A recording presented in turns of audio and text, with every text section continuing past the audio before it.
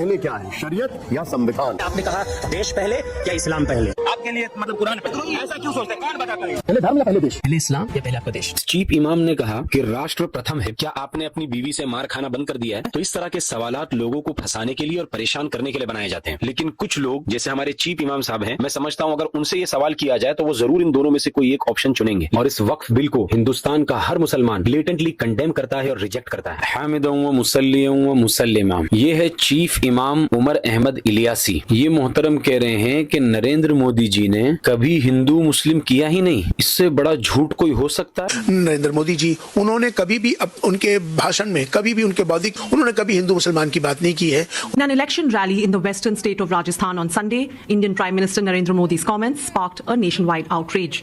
और पहले जब उनकी सरकार थी उन्होंने कहा था कि देश की संपत्ति पर पहला अधिकार मुसलमानों का है। इसका मतलब ये संपत्ति इकट्ठी करके किसको बांटेंगे? जिनके ज्यादा बच्चे हैं उनको बांटेंगे, घुसपैठियों को बांटेंगे।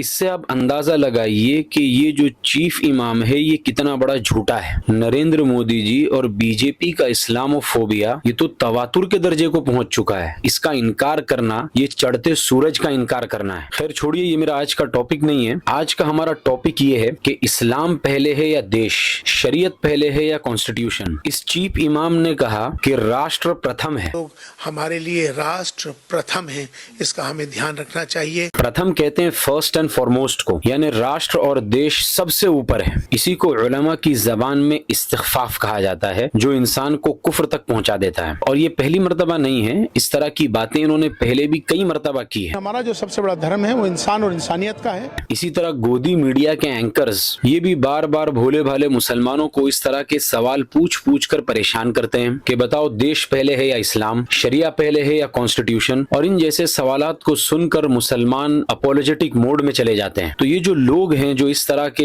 इलॉजिकल सवालात करते हैं, मैं कहता हूं उनके पास अकल नाम की चीज ही नहीं है। एक्चुअली इस तरह के जो क्वेश्चंस होते हैं ये लोडेड क्वेश्चंस होते हैं। इनका मकसद आपको सवाल करके आपका जवाब जानना नहीं होता, बल्कि ये सिर्फ आपको परेशान करने के लिए इस तरह के सवालात किए जाते हैं। इसकी एक मिसाल ले लीजिए, जैसे कि कोई आपसे पूछे क्या आपने अपनी बीवी से मार खाना बंद कर दिया है। अब ये एक ऐसा सवाल है कि अगर हाँ बोले तो भी फंसेगा, ना बोले तो भी फंसेगा। अगर ये कहे कि हाँ मार खाना बंद कर दिया, इसका मतलब अब तक बीवी से मार खा रहा था। और अगर ना बोले तो इसका मतलब अभी भी मार खा रहा है। तो इस तरह के सवालात लोगों को फंसाने के लिए और परेशान करने के लिए बनाए जाते हैं। लेकिन कुछ लोग जैसे हमारे चीफ इमाम साहब हैं, मैं समझता हूं अगर उनसे ये सवाल किया जाए तो वो जरूर इन दोनों में से कोई एक ऑप्शन चुनेंगे। लेकिन सॉरी, हमारा IQ इतना लो नहीं है कि हम आपके इन इलॉजिकल और लोडेड क्वेश्चंस का शिकार हो जाएं। यानी इन्हें इतनी भी समझ नहीं है कि कौन सी दो चीजों के दरमियान कंपैरिजन लॉजिकल होता है और कब वो कंपैरिजन इलॉजिकल हो जाता है। इसको कहते हैं the apples and oranges fallacy, which is also known as false equivalence. भाई दो चीजों के दरमियान जब आपको कंपैरिजन करना है तो जरूरी है कि वो दो चीजें उस कंपैरिजन में फिट भी बैठती है। एप्पल को आप ऑरेंज से कंपेयर नहीं कर सकते। ये ऐसा ही है कि किसी साउथ इंडियन से आप पूछो कि तुम्हारे लिए इडली डोसा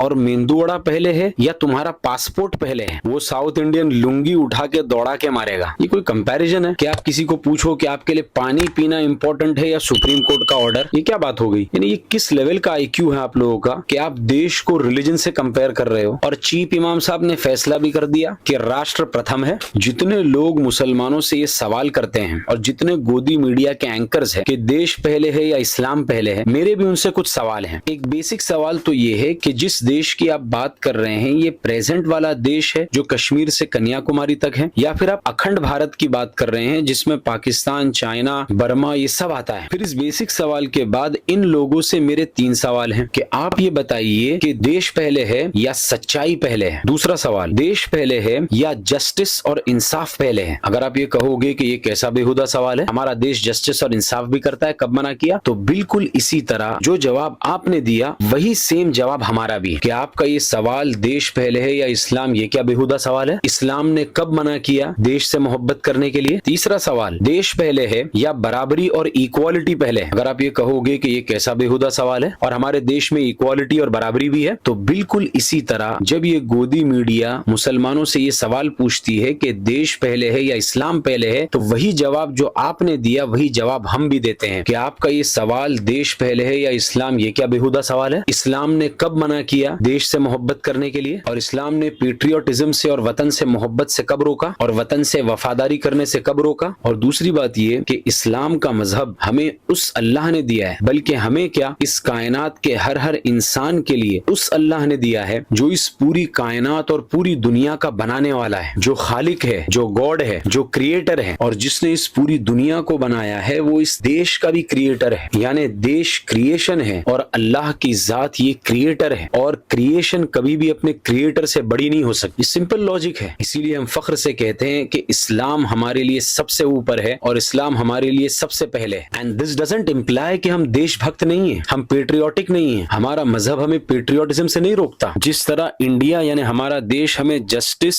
और इक्वालिटी और सच्चाई से नहीं रोकता, यानी एक आदमी जिस तरह इंडिया में रहकर ट्रुथ, जस्टिस और इक्वालिटी पर अमल कर सकता है, बिल्कुल इसी तरह एक मुसलमान इस्लाम में रहकर पेट्रियोटिक और देशभक्त हो सकता है। आपको क्या जिद पड़ी है कि आप देश को रिलीजन के अगेंस्ट में लाना चाहते हैं? जिस तरह बीवी और माँ दोनों के प्रति आदमी अपने कर्तव्यों को निभाता है, बीवी की ड्यूटीज और रिस्पॉन्सिबिलिटीज अलग होती है और माँ की ड्यूटीज और रिस्पॉन्सिबिलिटीज अलग होती है, बिल्कुल इसी तरह देश के लिए हमारी ड्यूटीज और रिस्पॉन्सिबिलिटीज अलग है और इस्लाम के लिए जो हमारी ड्यूटीज और रिस्पॉन्सिबिलिटीज है वो अलग है। देश से हमें मोहब्बत करना है, उसकी इज्जत करना है और उसके साथ वफादारी करना है, लेकिन देश की हम पूजा नहीं करते हैं और ना कभी करेंगे, क्योंकि इबादत के लायक और पूजा के लायक और बंदगी के लायक सिर्फ एक जात है, ला इलाहा इल्लल्लाह। नहीं है कोई पूजा और इबादत के लायक सिवाय अल्लाह के। तो इबादत सिर्फ और सिर्फ एक अल्लाह की जाएगी। बल्कि कुरान ये कहता है वो औफू बिल अहद इन्नल अहद काना मसऊला, कि जिसके साथ भी तुमने वादा किया है वो वादा तुम्हें निभाना पड़ेगा। कल क़यामत के दिन, जजमेंट के दिन उस वादे के बारे में पूछा जाएगा कि तुमने अपना वादा निभाया था या नहीं। तो कॉन्स्टिट्यूएंट असेंबली में जब कॉन्स्टिट्यूशन लिखा जा रहा था, उस वक्त मुसलमानों के नुमाइंदे और रिप्रेजेंटेटिव्स उस कॉन्स्टिट्यूएंट असेंबली में मौजूद थे, जिन्होंने ये अहदो पैमान किया था कि हम इस देश में रहेंगे, इस देश से मोहब्बत करेंगे, इससे वफादारी करेंगे। उन्होंने ये भी अहद किया था कि हम इस देश के प्रति अपने सारे कर्तव्यों को निभाएंगे। इसीलिए आज हर मुसलमान इस अहदो पैमान पर कायम है। इस वादे को पूरा करना मुसलमानों के लिए जरूरी है और ये बात हमें हमारा कुरान सिखाता है, वाउफू बिल अहद इन्नल अहद काना मसऊला, कि जो वादा करो उसको पूरा करो। And please don't confuse patriotism with jingoism. There is a fine line between both of them. Patriotism अलग चीज है और जिंगोइज्म अलग चीज है। वतन से मोहब्बत करना, देश से वफादारी करना, ये पेट्रियोटिज्म है, लेकिन देश प्रेम के नाम पर लोगों को मारना, लोगों को परेशान करना और अग्रेशन दिखाना, ये जिंगोइज्म है। और मुसलमानों से मेरी ये गुजारिश है, ऐसे चीप इमामों की चीप बातों से परेशान ना हो। ये चीप इमाम देश प्रेमी नहीं है, ये बीजेपी प्रेमी है और बीजेपी का स्पाइनलेस दलाल है। और ये बीजेपी का भी नहीं है, ये बीजेपी की चापलूसी और बीजेपी के तलवे भी उसी वक्त तक चाट रहा है जब तक कि बीजेपी पावर में है। ये आदमी इस्लाम का ना हो सका तो ये बीजेपी का भी क्या होगा। Last but not the least, वक्फ के ताल्लुक से मुसलमानों के लिए मेरा पैगाम ये है कि नाउम्मीद और मायूस हरगिज ना हो। उस अल्लाह की जात से उम्मीद रखे जो बादशाहों का बादशाह है, जिसके कब्जे कुदरत में जमीन और आसमान का निजाम है। इसलिए मायूस तो बिल्कुल नहीं होना है, क्योंकि the night is darkest just before the dawn and I promise you the dawn is coming soon. रात सबसे ज्यादा तारीक उस वक्त होती है जब वो सुबह सादिक से सबसे ज्यादा करीब होती है। रात की गहरी तारीकी ये सुबह के जल्द आने की खुशखबरी है। इसीलिए मायूस नहीं होना है। हाँ, इतना जरूर है कि कॉन्स्टिट्यूशनल वे में पीसफुल प्रोटेस्ट हम करते रहेंगे और इस वक्फ बिल को हिंदुस्तान का हर मुसलमान ब्लेटेंटली कंडेम करता है और रिजेक्ट करता है। हादा व सल्लल्लाहु अलैहि वसल्लम।